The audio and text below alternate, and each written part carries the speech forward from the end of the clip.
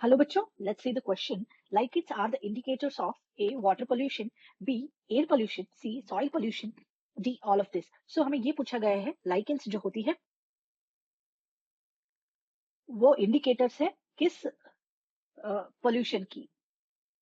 So हमें यहाँ की concept है bioindicators.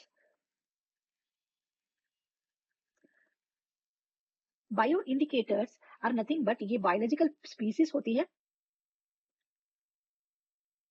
जो indicate करती है traits and characteristics of environment. सो ये डिफाइन करती है एनवायरनमेंट को, यानी कैरेक्टर्स ऑफ एनवायरनमेंट, कैसा एनवायरनमेंट होना चाहिए कैसा नहीं, इसे कहते हैं bio indicators.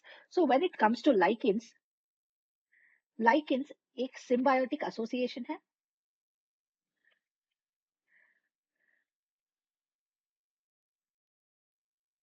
Between algae and fungi. So ये है सिम्बायोटिक एसोसिएशन जहां बोथ इंटरडिपेंडेंट है for on each other for the survival.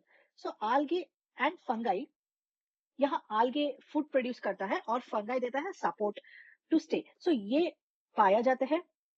Keynes एक टेरेस्ट्रियल ऑर्गेनिज्म है, यानी ये पाया जाता है on the trees, on the plants. जब the air is fresh and healthy, lichens are available.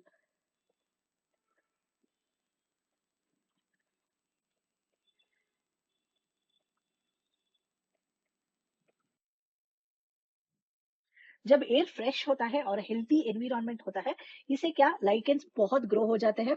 पर जब द पोल्यूशन ज्यादा हो जाता है,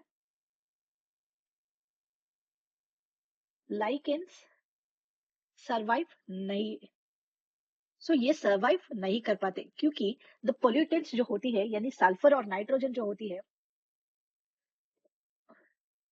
इससे क्या होता है, वो सल्फर और नाइट्रोजन क्लोरोफिल को इफेक्ट करता है, यानी क्लोरोफिल जो आल्गे में होता है वो उसको इफेक्ट करता है. इससे क्या होता है, क्लोरोफिल का डेथ हो जाता है. इससे आल्गे भी सरवाइव नहीं कर सकती है. सो इससे if algae is not surviving well, then there is no chance that fungi will also survive. क्योंकि दोनों है interdependent on each other, इसलिए दोनों का डेथ हो जाता है. So if the air pollution increases, then the lichens will not survive in that area. Pollution is more. So if pollution is more, then lichens won't survive. So here lichens acts as a bioindicators of air, B, air pollution. So the right option is B, air pollution.